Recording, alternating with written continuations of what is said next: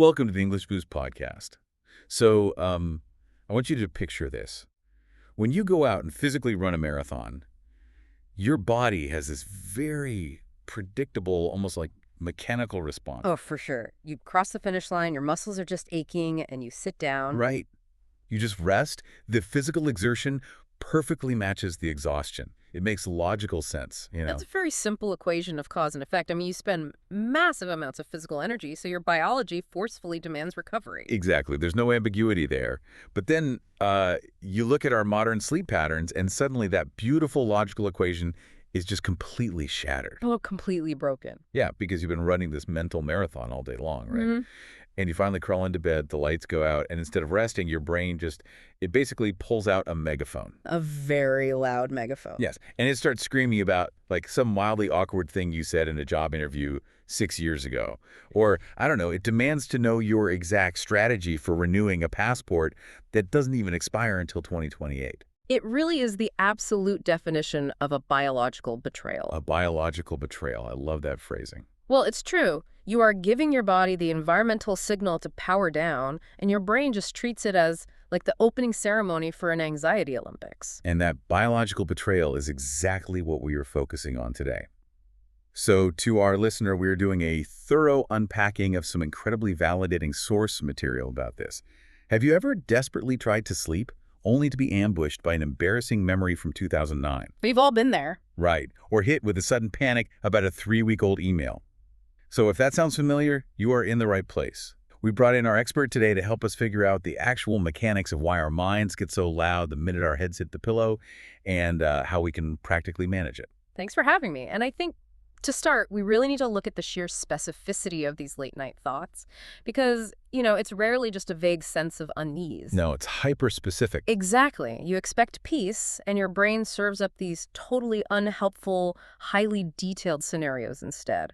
Yeah. And based on our sources, it usually falls into 2 distinct categories of torture. First, you've got the embarrassing memory like that weird comment at a party a decade ago. Word. And then second, there's the emergency administrative to-do list. Like it's 11 p.m. and you are suddenly gripped by the urge to, I don't know, reorganize your retirement portfolio. Right, and the timing is what makes it feel so insidious. But there is actually a fascinating neurological reason for this delay. Wait, really? A biological reason why it waits until midnight? Yeah, absolutely. So during the day, we are simply too busy to listen to our own internal processing. Just think about the cognitive load of like an average Tuesday. Oh, traffic, work, kids, it's a lot. Right. You're navigating traffic, processing Slack messages, listening to audiobooks. You are constantly engaged with external stimuli. So it's basically 100 small demands on your attention every single hour. Your prefrontal cortex is basically doing full-time crowd control just to keep you moving forward. Precisely. And while your prefrontal cortex is managing all that external chaos, the rest of your brain is still generating thoughts. It's still processing emotions and flagging potential problems in the background. But we just can't hear it. Exactly. The external volume completely drowns out the internal volume. So the brain waits. It literally waits for the traffic to stop, for the emails to pause, for the lights to go out. Okay, let's unpack this. Yeah. Because it's like your brain is an ignored employee who has been trying to get your attention all week. That's a great way to look at it. Right. And they finally catch you. The boss alone in the elevator at 11 p.m. And they decide, yes, right now while we are trapped in this metal box, this is the perfect time to read a detailed list of minor administrative errors you made a decade ago. And, that ignored employee actually has a biological name. We are talking about the transition into what's called the default mode network. The default mode network. Yeah. Okay, what is that exactly? So when you stop focusing on an external task, your brain shifts into this default state. And the state is heavily involved in self-reflection, memory retrieval, and future planning. Ah, I see. Yeah, so when the room gets quiet, your default mode network essentially just gets the microphone. But why is the employee so incredibly negative? I mean, if my brain finally has free time, why does it want to replay a great vacation or just, enjoy the feeling of the soft sheets? That would be nice, wouldn't it? Seriously, why is it obsessed with the time I waved at someone who was actually waving at the person behind me? Well, it's because the brain is wired for survival, not happiness. Evolutionary biology dictates that we have to prioritize potential threats. Okay, but how is an embarrassing wave a threat? Because a beautiful sunset doesn't require action, but an expired passport. That is a logistical threat. And social rejection from 2009. In our evolutionary past, being cast out of the tribe meant isolation and likely death. Oh, wow. Yeah, so the brain still perceives social missteps as literal threats to your survival. So my nervous system genuinely thinks a weird job interview from 6 years ago is the equivalent of a saber-toothed tiger pacing outside my cave. Essentially, yes. It brings these things up because it wants you to solve them so you can be safe. Even though I obviously cannot solve a 2009 faux pas at midnight on a Tuesday. Exactly. But the amygdala, which is the brain's threat detection center, it doesn't have a great sense of time or context. Okay, but just knowing that the brain is doing this out of a warped sense of survival doesn't automatically make it shut up, though. I mean, it's interesting to know why it's happening, but I'm still lying there awake. Right, it doesn't shut it up immediately. But our sources point out a crucial takeaway here. Understanding this mechanism shifts your entire internal narrative. Feel so. There is immense power in depathologizing the experience when you realize that your brain isn't uniquely broken, that this is simply the mechanical reality of how human cognition operates when the noise stops. It removes an enormous layer of stress. Oh, I get it. You stop fighting the anxiety. Exactly. You go from lying there thinking, why am I so anxious? What is structurally wrong with me? To just thinking, oh, the room is quiet. My default mode network is doing that thing where it grabs the microphone. This is just standard operating procedure. And that removes the secondary anxiety. You are no longer anxious about being anxious. Which is huge, because panicking about not sleeping just triggers cortisol, right?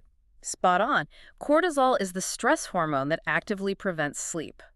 So depathologizing the thoughts keeps those cortisol levels flat. If only we stop there and just let the thoughts pass. Because normally, when that ignored employee starts reading the list of errors, we panic. And we try to silence them with the worst possible tool imaginable. We reach for our phones. Yes, we reach for our phones. The dreaded bedtime scroll. You are basically trying to reintroduce external stimuli to force the default mode network back offline. The impulse makes total sense to me, though. I mean, I push back on this a little because if the choice is lying in pitch black silence, being mentally tortured by an embarrassing memory, or opening my phone to watch a silly 10-second video of a dog wearing a raincoat, I am picking the dog. I think most people would. Right. I want the distraction. Isn't light, benign content like that actually okay to drown out the noise?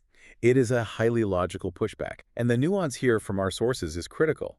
The physical piece of glass and metal isn't inherently the enemy. Oh, thank goodness. Right, despite what rigid sleep advice usually dictates. The issue is your specific physiological response to what you are consuming. There is a massive biological difference between a dog in a raincoat and falling into the trap of doom scrolling. Okay, yeah. I feel like we all intimately know the emotional toll of doom scrolling. But what is it actually doing to us mechanically in those vulnerable moments before sleep? When you spend a half hour scrolling through negative news, outrage-inducing comments, or, high-stakes global events, you are directly triggering your sympathetic nervous system. You're feeding it problems. Exactly. You are handing that ignored employee a stack of horrifying new reports and saying, hey, look at all these new immediate threats we need to worry about. So the dark video might be a tiny distraction that requires zero cognitive load. But reading a heated political argument is giving the brain actual high-stakes work to do.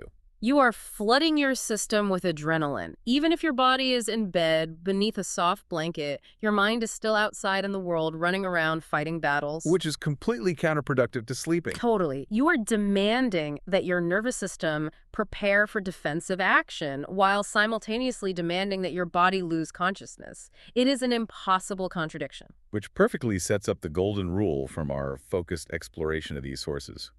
No chaos before sleep. No chaos before sleep. It is brilliant because it focuses on the emotional state rather than just a rigid rule about screen time. Yeah, you want to avoid giving your mind any sensation of urgency. Precisely. You have to cultivate an internal environment of safety, not an environment of hypervigilance. Otherwise, that internal microphone is never getting put down. I love that concept. But let's be entirely realistic here. You can put the phone in another room. You can block out the external chaos from the internet. But what happens when the chaos is already firmly established inside your head? Ah, yes, the internal chaos. Right, like we talked about the ignored employee, but sometimes it's not just one person. It's a whole boardroom of people shouting over each other. How do we get that out? We are talking about the phenomenon of racing thoughts. And it is incredibly distressing. Your mind is moving so fast, jumping rapidly from one topic to the next without resolving a single one. Yes, you think about tomorrow's budget meeting, which makes you think about your alarm clock, Ugh. which makes you wonder if you paid the electric bill. Which brings you right back to the job interview in 2009. Exactly. Yeah. And just commanding yourself to stop thinking is laughable. It usually just makes the thoughts echo louder. It feels like I need a physical release valve for all this mental data. And you do. This is where a highly practical tool comes in from the source material, the brain dump. A brain dump. Okay, so when I hear the phrase writing things down before bed, my mind instantly goes to like a beautifully bound poetic gratitude journal. With a fancy fountain pen. Exactly. Right. Where you write elegantly about how thankful you are for the sunshine. But that is not what our sources are talking about here at all, is it? To me, a brain dump sounds less like poetry and more like hitting save on a messy computer document just so you can finally shut the machine down. It is exactly like hitting save, because fundamentally your working memory operates very much like RAM on a computer. It has limited capacity, and it requires constant energy to keep information active. So it doesn't need to be pretty. Not at all. A brain dump doesn't need perfect grammar. It can be an angry list like, "Dear Diary, today was annoying." It can be a worry list. Honestly, I think my brain dump would literally just say, buy almond milk. Why is my pillow shaped like a brick? Figure out the passport thing. It's just complete nonsense. And mechanically, that is a perfect brain dump. Really, just fragmented stream of consciousness. Absolutely, because the psychological benefit isn't in the literary quality. It is in the act of externalizing the information. There is this psychological principle called the Zeigarnik effect. The Zeigarnik effect. Okay, lay it on me. So it's named after a Russian psychologist who noticed that restaurant waiters could remember incredibly complex orders perfectly right up until the moment the food was delivered to the table. And then what? And then they immediately forgot them. Oh, wow. That makes total sense. Hmm. So the brain prioritizes uncompleted tasks and actively purges the completed ones to save memory space. Exactly. Your brain repeats these midnight worries because it is terrified you are going to forget them. It treats buy almond milk as a critical open loop. And as long as the loop is open, it's draining battery. Yes. As long as those loops stay in your working memory, your brain constantly expends energy to guard them. So by writing it down on a messy piece of paper, you are providing physical proof to your nervous system that the data is captured. You are literally telling the brain, I've got it. You can clock out now. You are giving the thoughts a place to rest outside of your own head.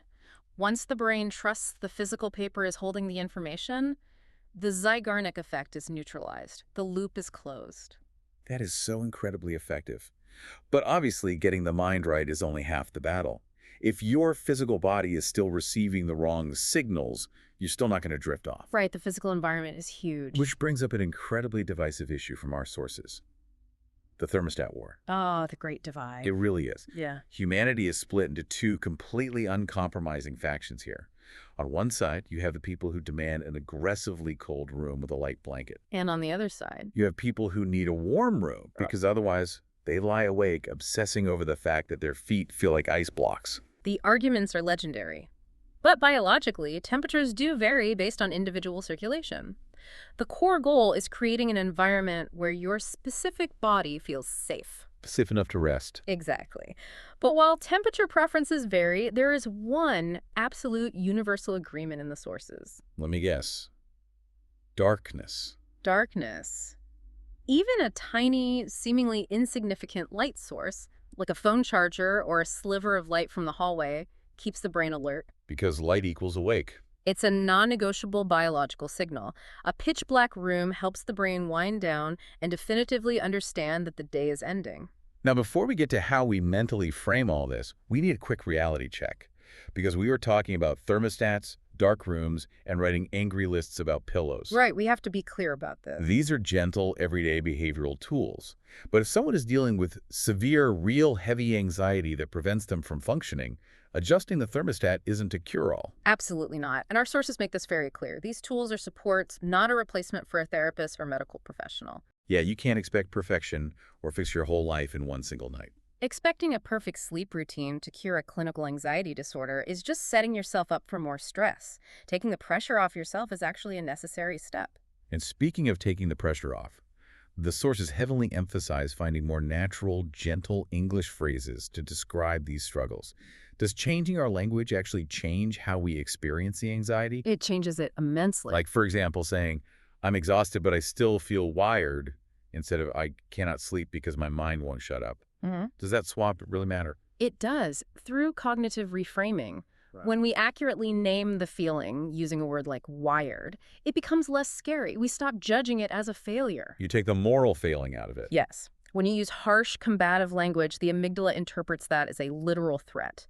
But swapping a harsh command like, I need to stop thinking, for a softer one like, I need to give my mind a place to rest, stops us from fighting our thoughts. I need to give my mind a place to rest. That is beautiful. It completely reframes it from a frustrating battle into an act of self-care. Exactly. You are gently guiding your thoughts instead of declaring war on them. Well, we have covered so much critical ground today on the English Boost podcast. Let me quickly recap the essential lessons for you, the listener. Go for it. First, your brain isn't broken just because it decides to replay 2009 at midnight. Try to implement the no chaos before sleep rule by avoiding doom scrolling. Keep the chaos out. Exactly. Next, use a messy brain dump to let your working memory clock out. And finally, speak to yourself with kinder, more natural language when you feel tired but wired. That's a perfect summary. But before we sign off, I want to leave you with one final lingering question that really builds on all this source material. Ooh, I love a good lingering thought. What is it? We learned that the brain only brings up these worries at night because it's the first quiet moment it gets. So, if the quiet of the night is the absolutely only time your brain feels it has the space to speak to you, what exactly are you using the noise of the day to avoid listening to? Oh, wow. That is definitely a question that will keep you thinking. And hopefully you can write the answer down on a brain dump, tell that ignored employee that you hear them, and finally get some rest. Give yourself permission to recover. Absolutely. Thank you so much for joining us for this focused exploration on the English Boost podcast. We wish you all a very restful and very quiet night.